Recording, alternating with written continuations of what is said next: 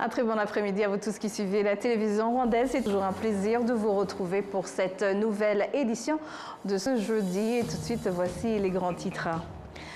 À l'école professionnelle RP Kigali, le concours de compétences de 2 jours connu sous le nom de RP Skills Challenge 2025 est sur le point de s'achever. À partir de ce jeudi, certaines des compagnies de transport régulières des différentes provinces du pays ont commencé à transporter des passagers dans des bus électriques.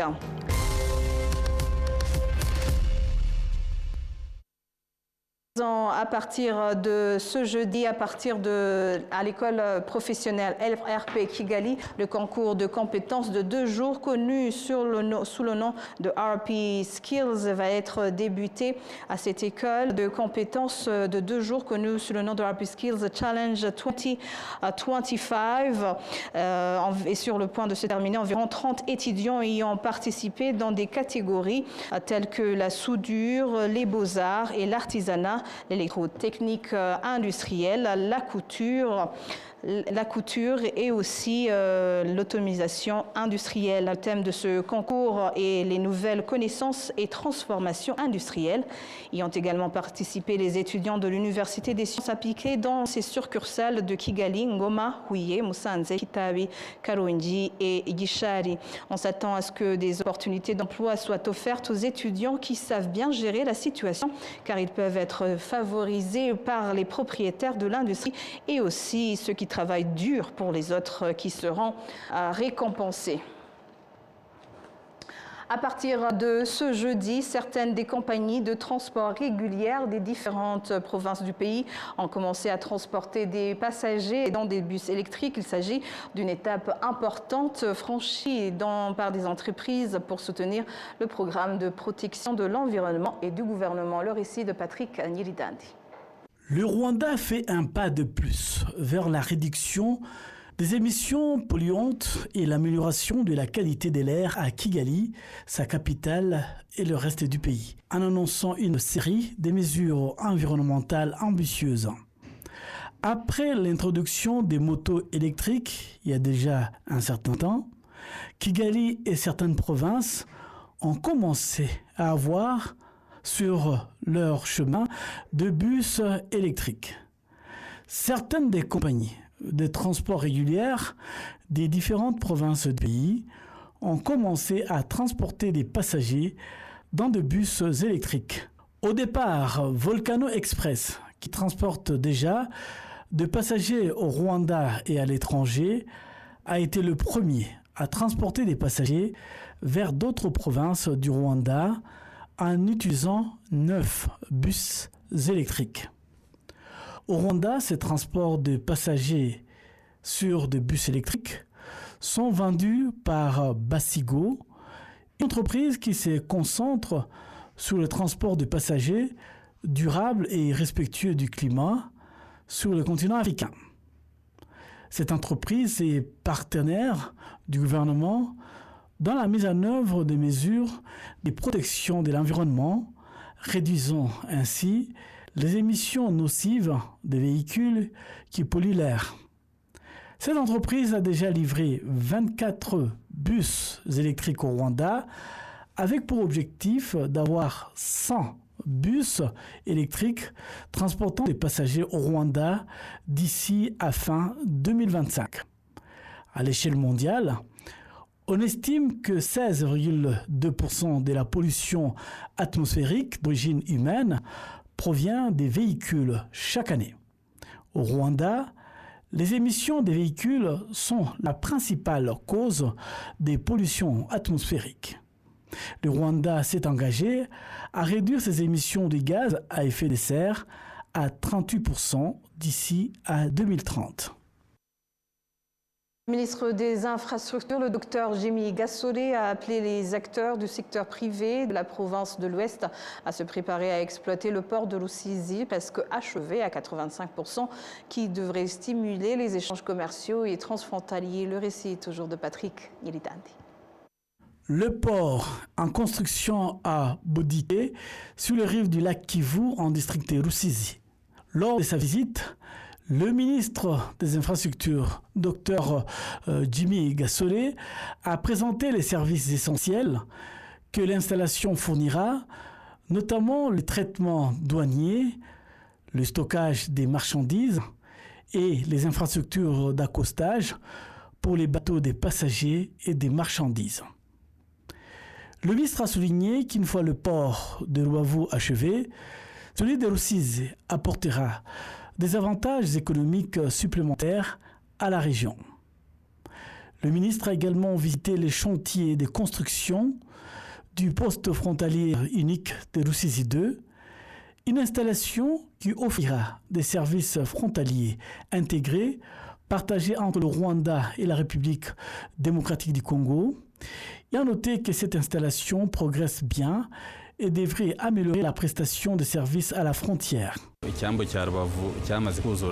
Le poste frontalier unique englobe les frontières du Rwanda et de la République démocratique du Congo. Le bâtiment est déjà terminé. Il reste à relocaliser les opérations frontalières vers cette nouvelle installation. Cette initiative s'inscrit dans l'engagement du gouvernement rwandais à privilégier la prestation de services de qualité à ses citoyens en leur fournissant tous les services dans un lieu unique, pratique, propre et bien organisé.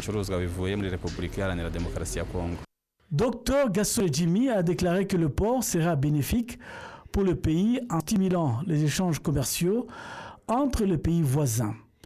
Et il a appelé les secteurs privés à exploiter pleinement cette opportunité.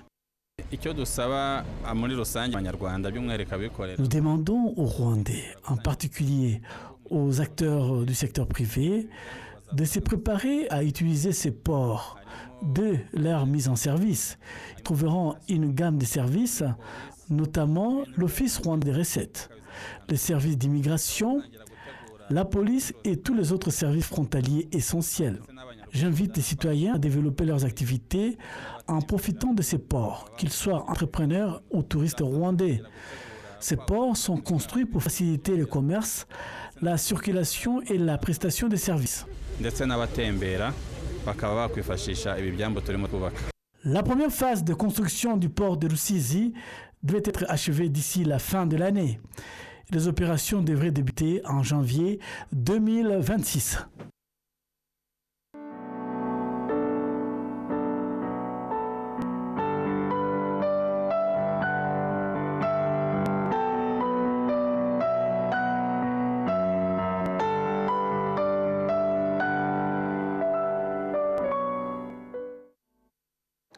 La 31e commémoration du génocide perpétré contre les Tutsis au Rwanda en 1994 se poursuit à travers le pays. Les chrétiens de 16 anglicans de Shogwe se sont souvenus des innocents massacrés lors de cette tragédie. Les détails avec Patrick Nilidandi. Les chrétiens et fidèles du diocèse anglican de Chongwe, ainsi que les responsables de cette église, se sont rendus au mémorial du génocide perpétré contre les Tutsis et ont rendu hommage aux victimes de cette tragédie. Dans leur prise de parole, les responsables de l'Église ont exhorté les fidèles à respecter et à valoriser la vie humaine, ces principes fondamentaux ayant été perdus en 1994 et même avant, conduisant au terrible génocide perpétré contre les Tutsis au Rwanda en 1994. Après le génocide de 1994, le 3/4 de la population de cette seule paroisse était veuve et orpheline. Les besoins étaient immenses. Les habitants de Chongwe ont déclaré que l'une des choses qu'ils ont du mal à comprendre depuis 1973 est l'idéologie génocidaire qui prévalait dans la région, même parmi les étudiants. La 31e commémoration a également été l'occasion de dénoncer ceux qui étaient chargés de prêcher la parole de Dieu, mais qui ont pris part au génocide. Les dirigeants du diocèse anglican de Chongwe ont déclaré qu'ils insistaient désormais, en particulier auprès des jeunes, sur l'importance de l'amour, du respect de la vie et de la valorisation de chaque être humain dans leur prédication. De manière générale, le gouvernement continue d'encourager les chefs religieux à harmoniser leur évangélisation avec des relations sociales et des comportements positifs parmi leurs fidèles. L'honorable Kalijigabo Barthélemy a déclaré qu'il devrait contribuer au processus de reconstruction du pays après l'histoire tragique du génocide perpétré contre les Tutsis au Rwanda en 1994. Cependant, les survivants du génocide contre les Tutsis affirment que Tchongwe, qu'ils ont connu en 1994 et avant, a considérablement changé. Ils travaillent désormais activement avec le gouvernement pour guérir le pays et aider à panser les blessures causées par son passé douloureux. Certains élèves et enseignants du complexe scolaire Marie-Merci de Kibeho se sont souvenus de la première semaine du mois de mai en 1994 où certains élèves Tutsis avaient été chassés de l'école par leurs propres camarades et la direction de l'école pour être par la suite assassinés. Le récit de Patrick Militanti. Lors de la 31e commémoration, les élèves, les enseignants et les personnels du complexe scolaire Marie-Merci de Kibeho ont exprimé leur engagement en faveur de l'unité, guidée par la politique nationale qui privilégie l'unité des Rwandais. La commémoration a été précédée d'une marche commémorative à laquelle ont participé les élèves de l'école secondaire Marie-Merci, en solidarité avec ceux de l'école secondaire Mère du Verbe et du groupe scolaire Saint-Jean. À l'école secondaire Marie-Merci, ils ont rendu hommage aux élèves, aux enseignants et au personnel massacrés pendant le génocide perpétré contre les Tutsis au Rwanda en 1994. Ces personnes étaient restées à l'école pendant le génocide suite à une manifestation qui a perturbé les activités scolaires en janvier 1994. Le 2 mai 1994, les élèves Tutsis ont été expulsés d'école secondaire Marie-Merci par leurs camarades et la direction de l'établissement. Ils ont trouvé refuge dans une école communément appelée à l'époque collège, aujourd'hui connue sous l'appellation du groupe scolaire Mère du Verbe, où ils ont été massacrés le 7 mai 1994. Bagamiki Paulin, alors en 5e année d'études, a expliqué que les massacres se sont produits en très peu de temps. Il a exhorté les élèves actuels de l'école et leurs camarades, d'ailleurs, à rejeter toute forme de division et de discrimination. Le maire adjoint du district de Nyaruguru, Assumpta Yukuseng, s'est adressé spécifiquement aux enseignants, notamment à ceux qui enseignent l'histoire, soulignant leur rôle dans la formation des citoyens responsables et solidaires.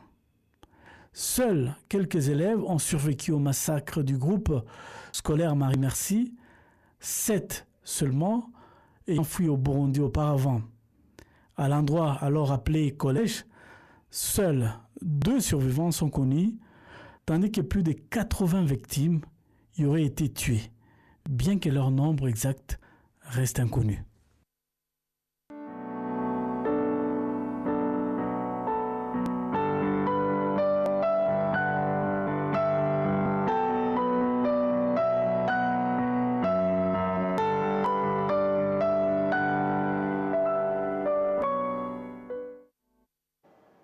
Les participants à la 8e Assemblée générale de la Fédération africaine des comptables ont souligné que la volonté politique et le professionnalisme jouent un rôle crucial dans la construction d'un système financier durable sur le continent.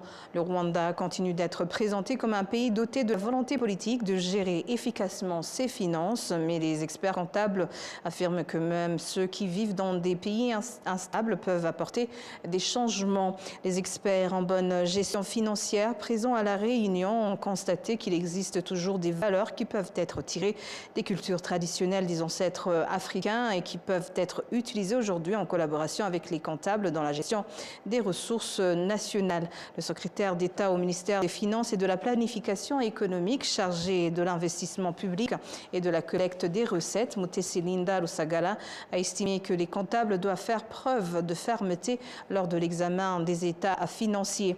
C'est le 3e jour de la 8e Assemblée générale de plus de 2000 comptables qui se sont réunis à Kigali sur une période de 4 jours.